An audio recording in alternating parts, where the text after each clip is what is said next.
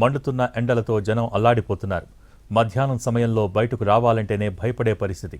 అలాంటిది రోజు ఉదయం నుంచి రాత్రి దాకా ఎండలోనే పనిచేయాల్సిన ట్రాఫిక్ పోలీసుల పరిస్థితి ఏంటి? అది కూడా విశాఖపట్నం లాంటి సిటీలో ట్రాఫిక్ పోలీసులు రోజంతా పనిచేయటం ఎలా? ట్రాఫిక్ పోలీసులు పడుతున్న కష్టాలు గమనించిన విశాఖ పోలీస్ కమిషనర్ శంకభ్రత బాగ్చి వారికి చిల్లింగ్ సర్ప్రైజ్ ఇచ్చారు. మండుటెండల్లో డ్యూటీ చేస్తున్న ట్రాఫిక్ పోలీసులకు కూలింగ్ జాకెట్స్ అందించారు. రాష్ట్రంలోనే తొలిసారిగా విశాఖలో ట్రాఫిక్ సిబ్బందికి కూలింగ్ జాకెట్స్ ఇచ్చారు. దీనిపై ట్రాఫిక్ సిబ్బంది సంతోషం వ్యక్తం చేస్తున్నారు. కొద్ది రోజుల నుంచి విశాఖలో ఎండల తీవ్రత ఎక్కువగా ఉంది. ఈ కూలింగ్ జాకెట్స్ 8 డిగ్రీల వరకు ఉష్ణోగ్రతను తగ్గిస్తాయి. 5 లక్షల విలువ గల కూలింగ్ జాకెట్స్ ని దాతలు అందించారు. మొదట 220 మంది ట్రాఫిక్ సిబ్బందికి ఇచ్చారు. మిగతా వారికి కూడా త్వరలోనే కూలింగ్ జాకెట్స్, కూలింగ్ హెల్మెట్స్ సమకూరుస్తామని విశాఖ సిపి చెప్పారు. మరిన్ని వివరాలు చిరంజీవి అందిస్తారు. ఒకవైపు మండే ఎండలు, మరోవైపు విధి నిర్వహణ. 1 కాదు 2 కాదు, రోజులో సుమారు 10 గంటల పాటు కూడా ఈ ఎండలో విధులు నిర్వహిస్తుంది ట్రాఫిక్ కానిస్టేబుల్స్కి ఈరోజు కూలింగ్ జాకెట్ను ఇచ్చేటువంటి కార్యక్రమం నిర్వహించారు.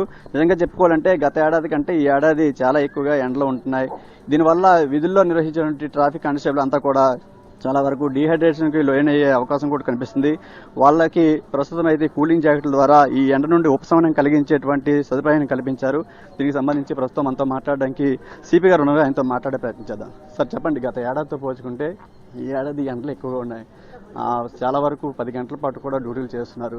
అలాంటి వాటి కోసం ఈరోజు చేయడం జరిగింది. ఎలా చూడాలి సార్? ఇప్పుడు మన అందరికీ తెలుసు, గ్లోబల్ వార్మింగ్ వలన ప్రతి సంవత్సరం ఉష్ణోగ్రత పెరిగిపోవడానికి అవకాశం ఉంది.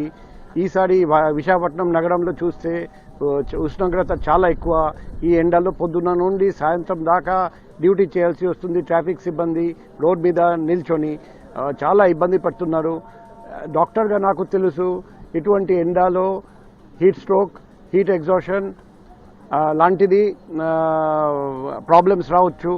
దానివల్ల సింకోపల్ అటాక్స్ అంటే ఫెయింటింగ్ అటాక్స్ కూడా జరగవచ్చు. అందుకే ఈ కూలింగ్ జాకెట్ ఏర్పాటు చేయడం జరిగింది. ఈ కూలింగ్ జాకెట్ ఈరోజు కొందరు దాతలతో ద్వారా ఇప్పించడం జరిగింది.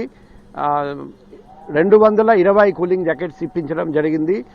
మాకు రేపటి నుండి చందనోత్సవం ఏర్పాట్లు ఉన్నాయి. ఎల్లుండి చందనోత్సవం ఉంది. ఈ పొద్దున నుండి సాయంత్రం దాకా ఈ ఎండలో నిల్చొని డ్యూటీ చేయాల్సి వస్తుంది. కాబట్టి ఈ కూలింగ్ జాకెట్ బాగా పనికి వస్తుంది. ఈ కూలింగ్ జాకెట్ ధరిస్తే దాదాపు 8 డిగ్రీ వరకు లోపల టెంపరేచర్ తగ్గిపోతుంది. అది కాకుండా రేడియం స్టిక్కర్స్ ఉన్నాయి కాబట్టి రాత్రిపూట కూడా కనిపిస్తుంది. ఇది మనం సమ్మర్ సీజన్ కాకుండా వింటర్ సీజన్లో కూడా యూజ్ చేసుకోవచ్చు. అందుకే ఇది మా ట్రాఫిక్ సిబ్బందికి చాలా ఉపయోగపడుతుంది అని మేము భావిస్తున్నాం. మే ఫస్ట్ వీక్లో ఇంకా కొన్ని హీట్ నివారించడానికి ఇంకా కొన్ని పరికరాలు మేము తెప్పిస్తున్నాం. అవి కూడా ఇలాగే ఒక ఫంక్షన్ పెట్టి అందరికీ డిస్ట్రిబ్యూషన్ చేయడం జరుగుతుంది. రాష్ట్రంలోనే తొలిసారిగా ఈ విధంగా ట్రాఫిక్ విభాగానికి ఈ విధంగా కూలింగ్ జాకెట్లు ఇవ్వడం జరిగింది. మరోవైపు పక్క రాష్ట్రం తెలంగాణలో కూడా కూలింగ్ హెల్మెట్లు ఇవ్వడం జరిగింది. ఆ దిశగా మళ్ళీ అడుగులు వేసే అవకాశం ఏమైనా ఉంది? అదే మే నెలలో కూలింగ్ హెల్మెట్స్ కూడా తెప్పిస్తున్నాం. ఆ రోజు ఇంకొక ప్రోగ్రాం పెట్టి అందరికీ కూలింగ్ హెల్మెట్స్ కూడా ఇస్తాము. ఎందుకంటే cooling helmet and cooling jacket రెండు మా ట్రాఫిక్ సిబ్బందికి చాలా అవసరం. లేకపోతే ఇటువంటి పెరిగిపోతున్న ఉష్ణోగ్రత చూస్తే ఖచ్చితంగా హీట్ స్ట్రోక్, హీట్ ఎగ్జాషన్ లాంటి ప్రాబ్లమ్స్, డిహైడ్రేషన్ లాంటి ప్రాబ్లమ్స్ జరగడానికి అవకాశం